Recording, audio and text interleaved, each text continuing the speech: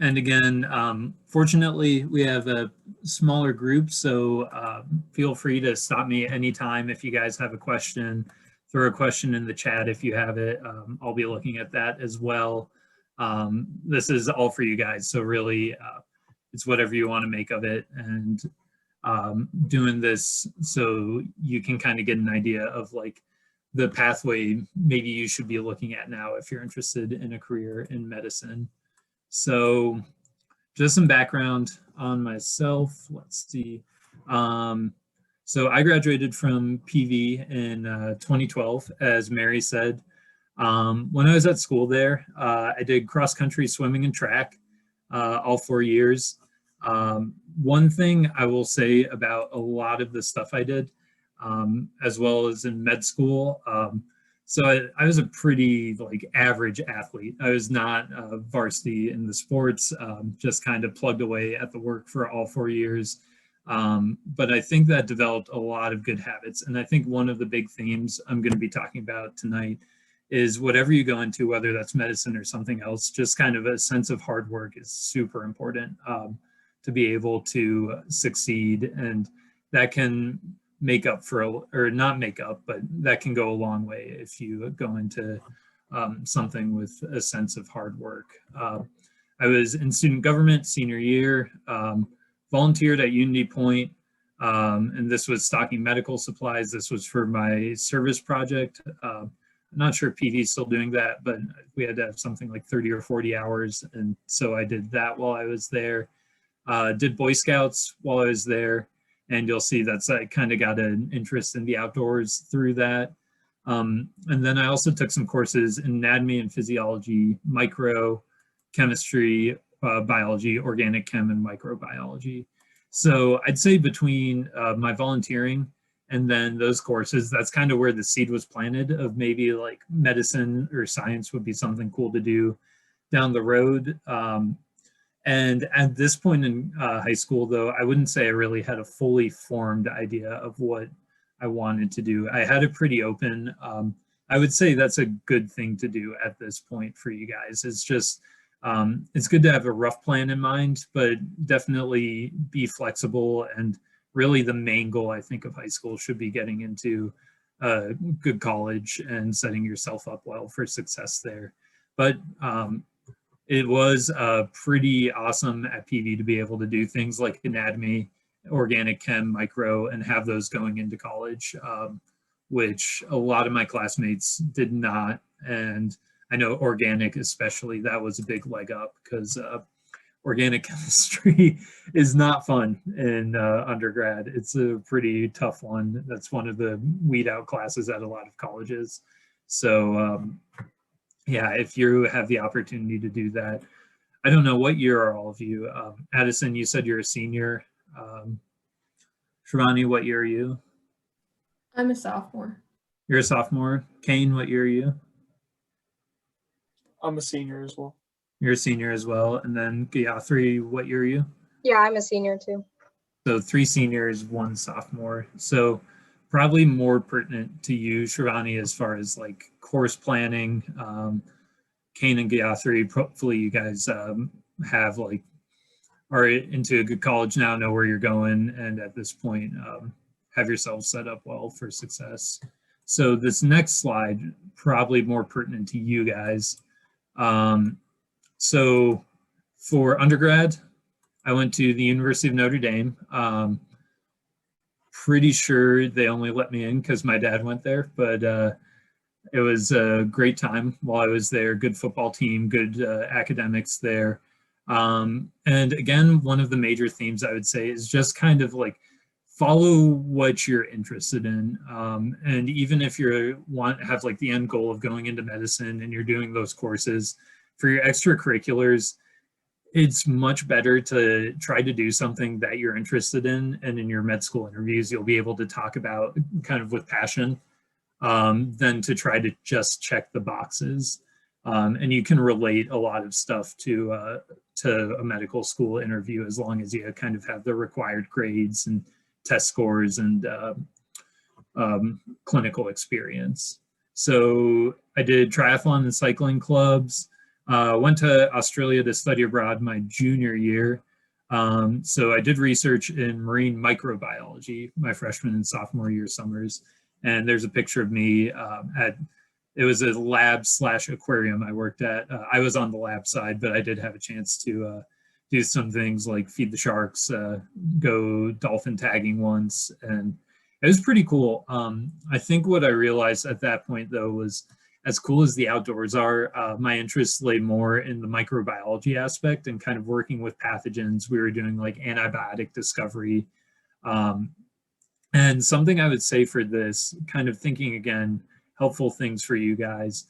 I applied to this internship my freshman year, had no expectation of getting it, basically. And what happened was I was the runner-up for this research program. And I'm pretty sure it was basically because I was younger, I had less experience. And then the person ahead of me ended up taking another opportunity. So I got into the program in their spot. So what I would say is really just if something is open and you're interested in it, like a research opportunity, a summer program once you're in college, just apply to it. A lot of these things will open up in December, January, February. Hopefully they'll start to go now that the vaccine's getting distributed for COVID more, and within like a year and a half, these things will open up more. But really, it's all about just kind of putting yourself out there, doing the legwork, figuring out what kind of programs are out there. And if you put out the applications, something's going to stick and it'll turn up. Again, as far as like just kind of doing what you're interested in, undergraduate journal, I was an editor for one of the sections. One of the best things I thought was being a teaching assistant. That was really fun. I love teaching. That's another one of my interests that I love to do. Did a science policy ethics seminar in Washington, D.C. That was really cool. And then volunteered at the Boys and Girls Club downtown.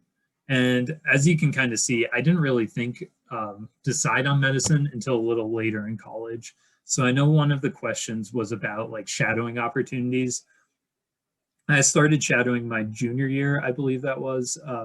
Junior or before senior year. So I was pretty late to the game as far as medicine went. But as far as shadowing opportunities go, a lot of undergraduate programs, I don't know what they have at Iowa, but a lot of programs will have like the ability to shadow a physician or a shadowing program through like their biology major or their pre-professional major. That'd be good to go to. Actually, I mean, if I'm still around Iowa City in 3 years, if you guys keep my contact info, I would be happy to let any of you shadow me as well. So, because at that point I will be an intern or a resident. So it's all about kind of, if you know someone, you can get onto shadowing with them. One of my first shadowing experiences was with a roommate's dad who is an orthopedic surgeon. Otherwise, I would say look to an undergraduate program for shadowing. Kind of getting a feel for if medicine is the right career path. And also, I would say cold calling, if there's someone in particular you want to work with, like a specialty or someone at like, say, the university, that can go pretty well as well. A lot of doctors are really receptive to kind of sharing their interests and sharing their career with others. I guess just a quick head count. How many of you guys have shadowed in medicine before? Yeah, 3. You have. I haven't. You haven't, Kane. Shravani, have you? No, I haven't. And no, this last 2 years has been hard. We had the flu starting early, and maybe it was COVID back in September, October of last year. So really healthcare has been kind of shut down for almost now 2 years. Yeah, I can imagine that too. And that might be something it's about. You might have to wait another year or two before it's possible to do it again. Who kind of knows with the uncertainty going around with this. But I would say it's a pretty good bet by at least the middle of your undergrad, you'll have the opportunity to get back in for some shadowing. Addison, I saw kind of for shadowing. Yeah, I've been able to talk to a couple of physicians, but then I've also done a couple of job shadows in the medical field, just not with physicians. Oh, cool. Yeah, I would say any exposure is good exposure, just kind of getting a feel for the environment, getting a feel for if that's somewhere where you want to spend excessive hours of your life someday. It's definitely, it's absolutely not a deal breaker if you haven't shadowed yet in high school. That's pretty early, but if you have, it's good experience. Anything that helps kind of guide you on the path you want to go down is good. So because of that, because I kind of had a lack of clinical experience, I took a few years in between undergrad and going into medical school. So advancing that.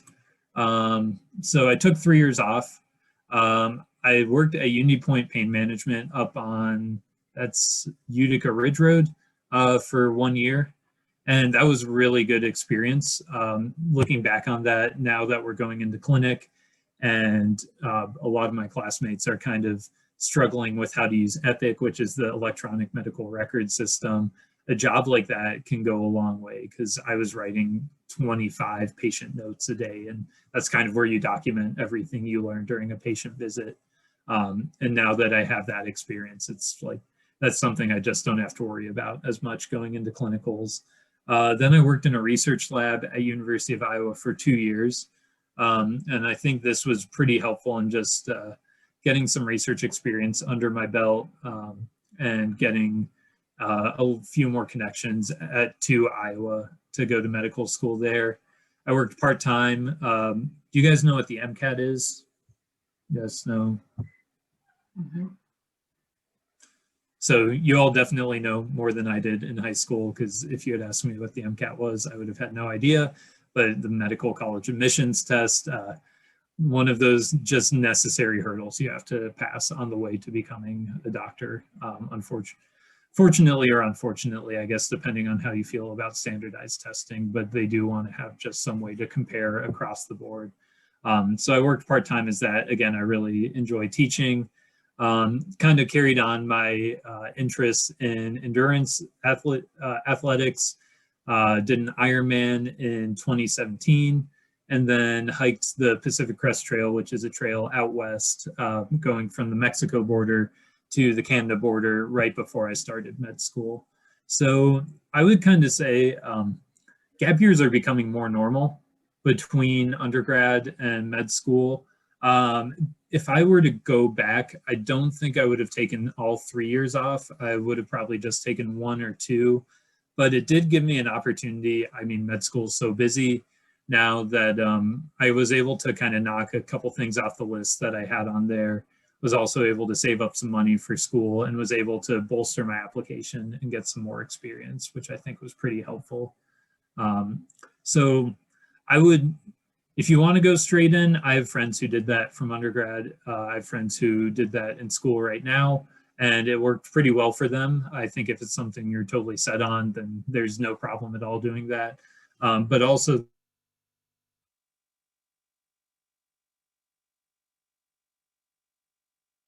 I think he froze. I think one of the things with the gap year, while we're waiting for him to come back, to remember is that you'll see that he did some different work. He did work, he did volunteering, did some things that he's always wanted to do.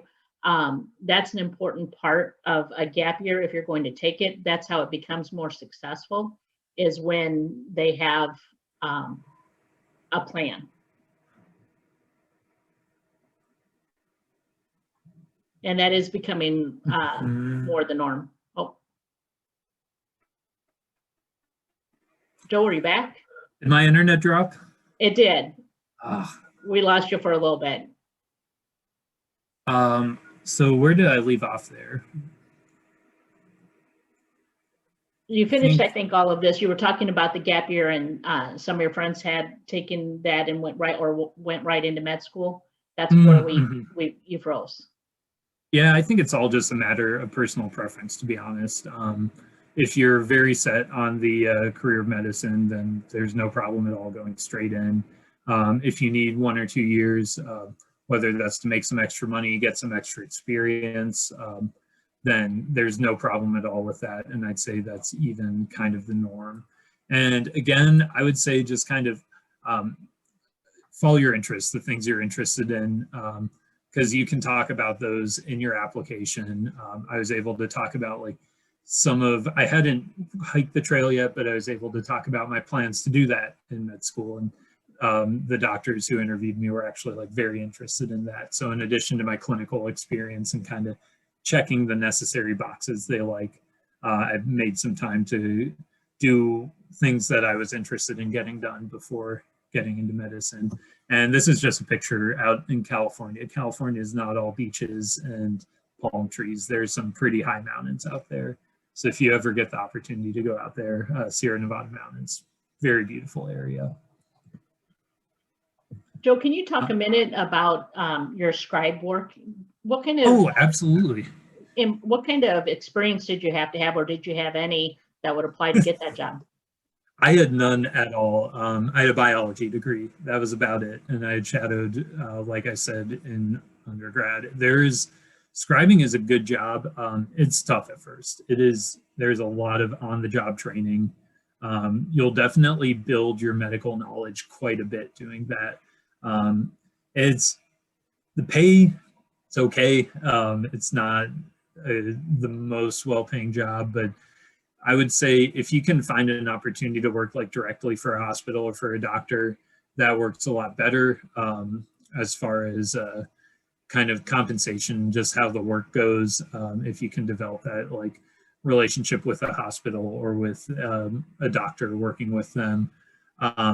Probably the biggest thing it helped with, and I've noticed this in school as well, is in just working through the notes each day without getting too much into the nitty gritty. When you're writing a note, you like take a patient history that's basically where they're at in their illness, how long they've had it. You look into their past medical history, you look into their social history, dietary habits, smoking, drinking, that sort of thing. You're looking at physical exam, you're making an assessment, basically a diagnosis on them, and then planning out from there what the next steps are. And with scribing, you're getting all of those processes in real time by working with a doctor. So you learn to think like a physician. And I think most med schools now aren't going to look down upon it as being paid work instead of volunteering. And in fact, if you frame it as, I have a better conception of what it means, because a lot of schools will ask you like, why medicine in particular? Why not nursing? Why not pharmacy school? Because there are so many things in healthcare. And if you can kind of talk about like the reasoning process of being a doctor, the diagnosis process, taking a patient, their complaint, their history, and going with that to a diagnosis. That's a very like specific skill for a physician, is taking a patient from their history to a diagnosis. So if you're able to talk through that reasoning process, that looks really good, and scribing helps with that. And there are, again, plenty of things you can do other than that. You can volunteer. A lot of people at Iowa volunteer at University of Iowa, the hospitals and clinics where we are students. I'm not sure if that's going on with COVID now. I doubt it, but if it is back, that's a good opportunity. Shadowing, again, is a very good opportunity. A lot of people I know worked as like medical assistants or nursing assistants part-time in college. That's another good route. So I'd say the two big things, like for clinical experience, either if you have like patient contact, that's really good. And that'll help you know if you want to be a physician, and working directly with a physician and knowing kind of like what the reasoning process is, what the day-to-day duties are of a physician. Does that help? Yes. Awesome. And I would also say any kind of research you can do along the way is really helpful as well. Research, it kind of teaches you to think in the way that they want you to think as a doctor, which is a very evidence-based way of thinking. Basically, every decision you make should be based on evidence, whether that's things you've read in journal articles about treatment, things the patient is displaying to you on exam, on history, and being able to just kind of have that scientific process, especially working through a diagnosis. You're going to have a big set of diagnoses when you're working with a patient of like these 10, 15 things it could be. Now, how do I rule these in? How do I rule these out? How do I say, if I have a patient, is it pneumonia? Is it COVID? Is it COPD, chronic obstructive pulmonary disease? What is their lung issue? Are they having a heart attack? Are they having heartburn? Are they having any number of things along those lines as far as chest pain goes? Or did they just have like a musculoskeletal injury to the chest? They're being able to reason in that way is something that a lot of schools kind of assume you get those skills through research. All right. And then finally, medical school. This is a little shorter, graduating in 2023. I'm entering clinical rotations right now. I start hepatology clinic tomorrow, which is all about the liver and liver disorders, also gallbladder disorders. As far as research goes, I think research gets a lot better in medical school because you can do more clinically based stuff. I did a lung ultrasound project over the summer. This was mostly just reviewing patient charts. I wasn't allowed in the emergency department during the pandemic. And then also did some global health research in venomous snakebite, which was pretty interesting as well. I've continued working as a tutor, helped with Ride for Youth, which is a charity bike ride that we put on for a local youth organization. And again, this is all just kind of,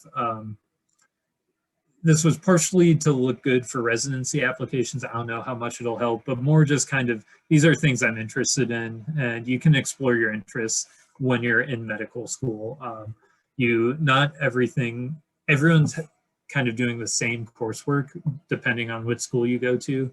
And the way you customize is sort of through the extracurriculars you choose and what you set yourself up for. So for instance, I'm interested in working at like an academic medical institution, something like in Iowa, or a teaching hospital. So I've been looking more into the teaching and research side of things, whereas I have friends who are more into the volunteering side of things, or say like the policy side of things, where you can really, I think policy is, if any of you are interested in that, that's a super interesting area of medicine and in general.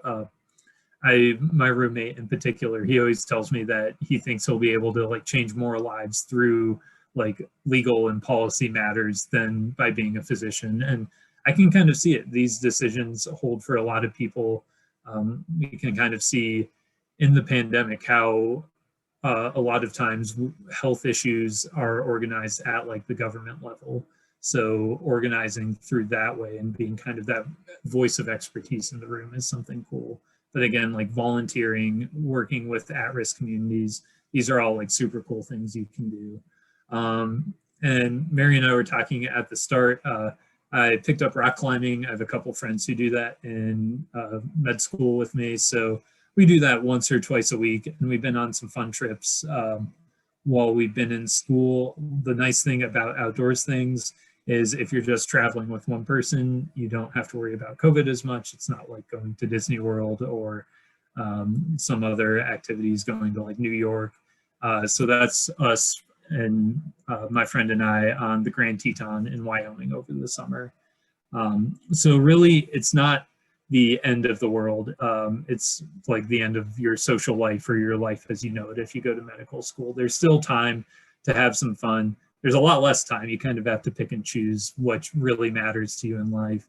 But I found that really good as well. It's kind of, I have school, I have my extracurriculars, and then outside of that, I run during the week to keep my stress down, climb once or twice a week, and then just have my family and a few friends that I have to kind of keep me grounded through how tough school is.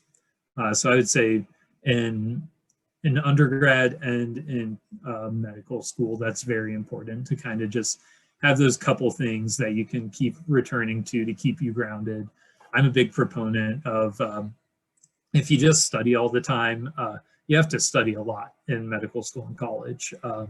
But if you do it all the time, then at a certain point, you just have diminishing returns and you're not going to be able to focus anymore.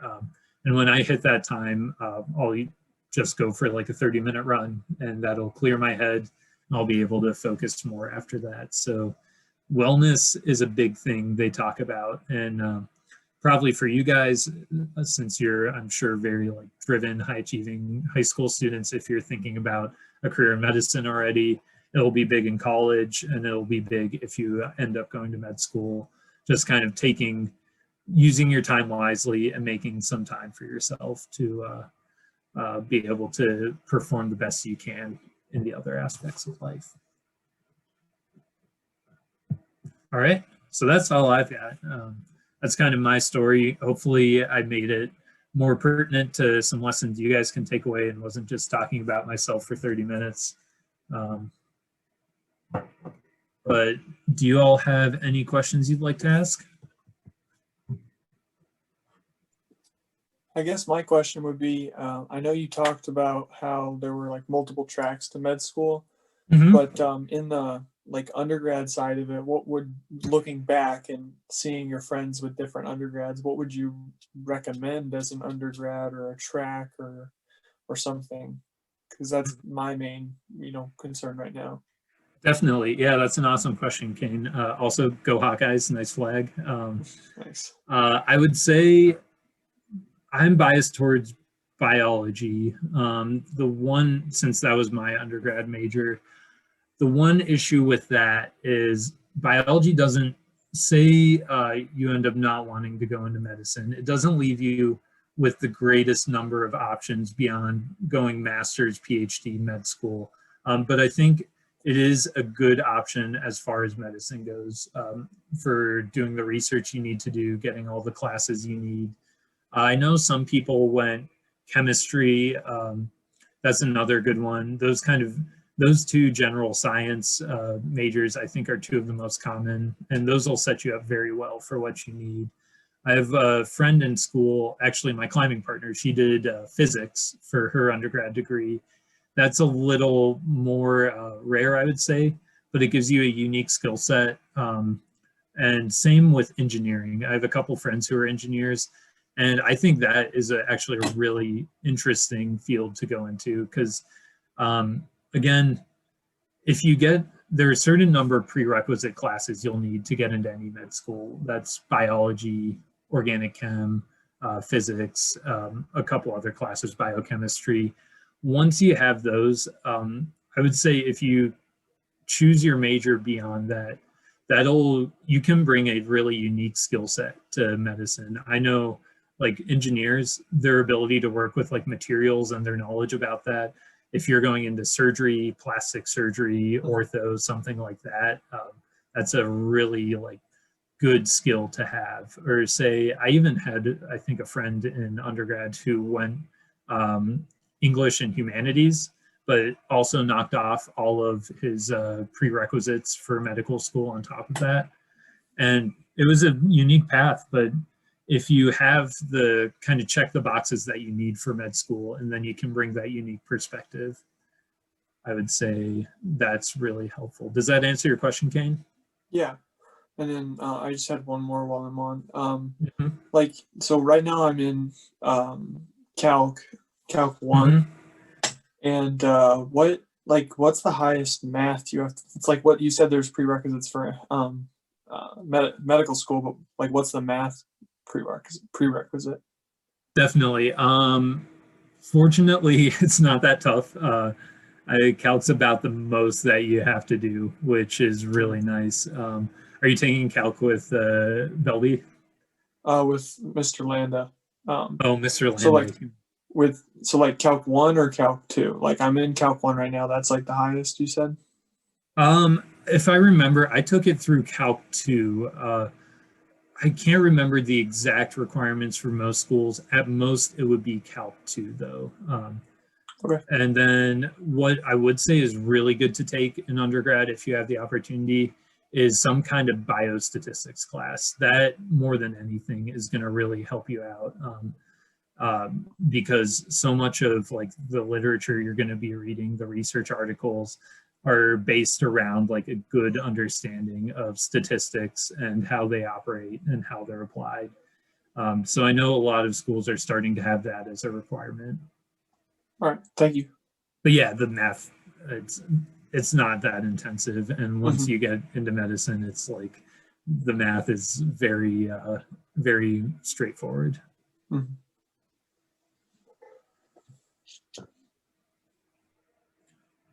Any other questions?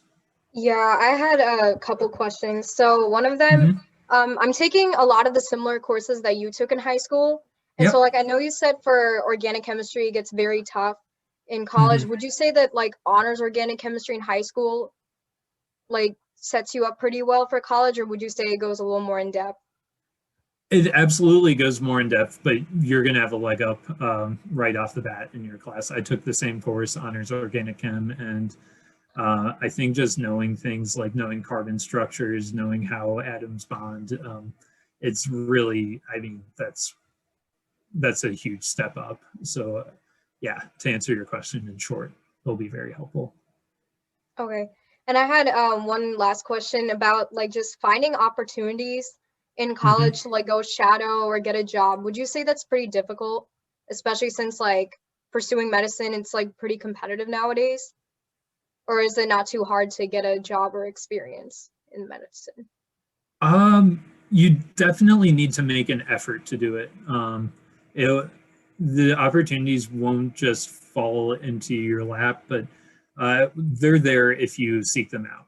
I would say if it's not overly competitive to get those opportunities. Yeah, I think a lot of the competitiveness is just a sort of self-generated thing among pre-medical students. It certainly is competitive to get into medical school, and you want to have good grades, good test scores. But if you seek out the opportunities, they'll be there for shadowing, especially shadowing. There might volunteer spots at Iowa, I know can sometimes be a little difficult to come by. I know a lot of students sign up for those. Do you know where you're going next year yet? Not yet. I haven't committed yet. All right. Depending on where you end up, it'll kind of be more or less competitive for those spots. I know at Iowa, with so many people wanting to do pre-med, then that's, there are a lot of, I guess, people wanting to do those volunteering opportunities. You can still get in. I don't think it's overly difficult, but shadowing, I mean, there's no really cap on that. You can shadow whoever you have the opportunity to shadow with. And then as far as like scribing or a job as an MA, I mean, they're always in need of those kind of jobs. So that isn't too bad either. Thank you. Yeah, no problem. I think something that you could do now in high school, especially juniors and seniors, is to get that CNA. And that looks good for volunteering, that you're going to have more options than maybe somebody that doesn't have that certification. CNA, you can get at Scott Community College. It's just a 6-week course, maybe a little bit longer now with COVID, taking a little bit more time to do that. It can be done online except for the clinicals, which is a week-long process, but that could help. I know Joe had mentioned that prior, that CNA, that Certified Nursing Assistant. Yeah, absolutely, Mary. I totally agree. That's a great thing to do. And again, something that you can kind of, in your med school interviews down the road, you can kind of point to that as you're getting like good patient experience there and being able to like interact with patients, being able to provide their needs. That's something that looks really good. And that too might help you decide, is medical for you? You'll be able to see doctors, physician's assistant, nursing, a wide variety of different healthcare jobs. So that gives you an idea for that. It can also say, no, I don't want to do that. I want to do the research or more the non-patient side of things. So it helps that. It helps with medical terminology. You'll get some of that as well.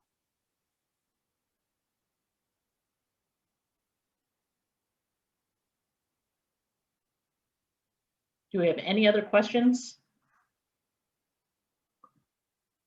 You guys have any questions about medicine in general? I'd be happy to answer those if you just want to know like what being a student's like, what like seeing patients is like, anything along those lines. Not a doctor yet, but I'd be happy to do those as well if you just want an idea of like what the work is like. Oh yeah, I have a question. So why did you decide that you want to be a doctor? Yeah, that is a really good question. I had to answer that, I guess that'd be 2.5 years ago or 2 years ago for my med school interview. Something they will definitely ask you in the interview is, why do you want to be a doctor? I'd say for me, it really did boil down to the reasoning process. I think anyone getting into healthcare at a certain level has a desire to help people, has a desire to like improve other people's lives. But really the thing that drew me to medicine was the aspect of being able to kind of take the evidence a patient is giving to you and work with that and reason through it and come to a diagnosis. I think also a big thing I haven't really mentioned yet, but being a leader is very important. Regardless of where you are in medicine, you're going to be the leader of your particular care team as the physician. So you're going to be organizing a team of like nurses, medical assistants. You'll probably have a pharmacist working with you as well in some capacity, as well as some other health professionals. And it's an interprofessional, like very respectful environment, but kind of at the end of the day, as the physician, you're making the call as far as what the patient needs and what the decision should be for their care, along with the patient's input, of course. So wanting to have that kind of that leadership position and have that responsibility is also very important. And I guess one thing I kind of forgot to mention is I also worked as a lifeguard in high school. And looking back on it, comparing a lifeguard to being a doctor seems kind of trite at this point, but one of the things I got from that was really that feeling of responsibility for other people's safety and for their health is something I kind of valued and thrived on. It's not something that really freaked me out. It's something that inspired me to work harder and to do my best. So kind of having that responsibility and having that leadership position is a big part of why I wanted to be a physician. Why did you choose University of Iowa for that med school? A couple of reasons. I interviewed a few places. I interviewed at a couple, like, I guess, quote unquote, more prestigious academic centers. Just the environment at Iowa, it's an extremely good school. I think any MD state school is going to be as good, and you can make it as good of an experience as any other school. Just the atmosphere at Iowa is being a pre-med and having friends who go into school before you. Unfortunately, in some cases, you hear horror stories of what certain schools are like as far as the culture, as far as the competitiveness. And everyone at Iowa seemed very happy, very welcoming when I was there. The teachers and the physicians that teach you clinically are tough, as they should be, because it's a very responsibility-driven field, but they won't make your life miserable needlessly. They're trying to make you better. They're trying to improve you. And at the end of the day, they have your best interests and the patient's best interests at heart. So I think that supportive environment and having a school that was supportive, where I could see myself like being friends with my classmates as well as professional colleagues, was a big part of it. And also being from the Quad Cities, it's nice to be close to home, especially after spending quite a few years away from during undergrad. Did it make a difference being from coming from Notre Dame to University of Iowa? Did they look more favorably that you were from the Quad Cities? I would say so. I mean, definitely as an in-state student, that's going to help. Iowa accepts a lot of in-state students. So any of you, regardless of if you go to school out of state, you'll be coming back as an in-state student if your parents' house is your place of residence when you're applying. So that definitely helps.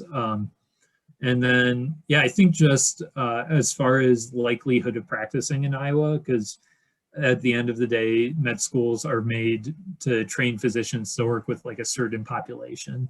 So in Iowa, they're training doctors to work in Iowa. So if you're from Iowa, you have a greater likelihood of ending up here, as opposed to say, I have some classmates, say from California, amazing students, good friends. I think a lot of them, some of them will definitely end up in Iowa. I think it's grown on some of them, but I think some of them just don't like the winters and want to go back to LA. So I think being from Iowa, being from the Quad Cities, definitely it helps. And you can even say like, you know, the reputation of University of Iowa, you're familiar with it, and that they'll ask you, in addition to why you want to be a physician, why you want to go to this school. And if you know Iowa, say, as opposed to if you're applying to like North Carolina, you'll be able to talk more specifically about what you know about Iowa. Are there any other questions from the students? Can you talk a little bit about the application process in general, like what you had to do to apply to various med schools and then interviewing at those med schools? Oh yeah, absolutely. So we talked about the MCAT. You'll take that junior year or senior year of college, depending on if you're going for a gap year or not. Once you have that score, you're going to get everything together on this thing called AMCAS, which is AMCAS. I can't remember exactly what it stands for, but it's basically the application service.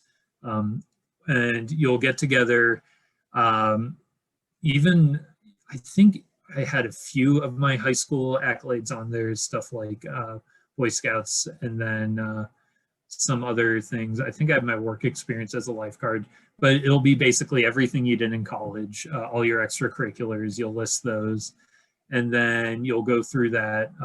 You'll collect all of that. You'll write a personal essay to send to all of the schools. So you'll have this initial, what they call a primary application. And this you'll submit like early summer. And again, that has all your extracurriculars, your grades, your MCAT score, your primary essay, which is just a generic essay of why you want to be a physician, not school specific at that point. Once you submit that, all of the schools you submit that to, and there is a fee for it, unfortunately, it adds up pretty quickly, but they'll send back for secondary applications, which are school specific questions. And these you turn around in at most a couple weeks. You want to get those in quickly. And most schools, there will be another fee associated with that. Unfortunately, that's just kind of the name of the game, how it goes. It costs money to apply to med school. It stinks. It's not the best as far as access for all students, but it's something we kind of have to swallow. And you'll submit your secondaries. Most schools will send back for a secondary, and it gets more selective once they have the secondary and your primary, those two things. They'll start looking at you for interviews, and they'll send out interview offers. And this will be anywhere, the earliest I've heard of, August, September, through all the way to like January, February for some of the latest interviews. And you'll go, hopefully for you guys, by the time you're applying, you'll be able to go back in person. It's a really fun day. It's stressful, but once you're over the interview process, you kind of get to enjoy yourself and look around the school. And the thing to remember is you're evaluating the school as well when you're on the interview day. And that's also something to think about for undergrad as well, for those of you who are still thinking of, or still applying, who aren't seniors yet, that you want to look at what the school can offer to you as well as what you can offer to them. So it's kind of a two-way street when you're on those interview days. Some are pretty straightforward, such as Iowa. They just had a 20-30 minute like structured interview with a couple physicians who work here. Some can be a lot more intense. they have these things called multiple mini interviews, which basically they take you on this wheel of 10-minute stations where they're throwing all these different scenarios at you. That's not as fun. But still, if you can kind of approach it in a way of loosen up, putting your best foot forward, enjoying the scenarios, and working through them as best you can rather than viewing it. I mean, I heard, again, horror stories of people who treated it too competitively, who kind of went in there looking to bring down their fellow interviewers on the day.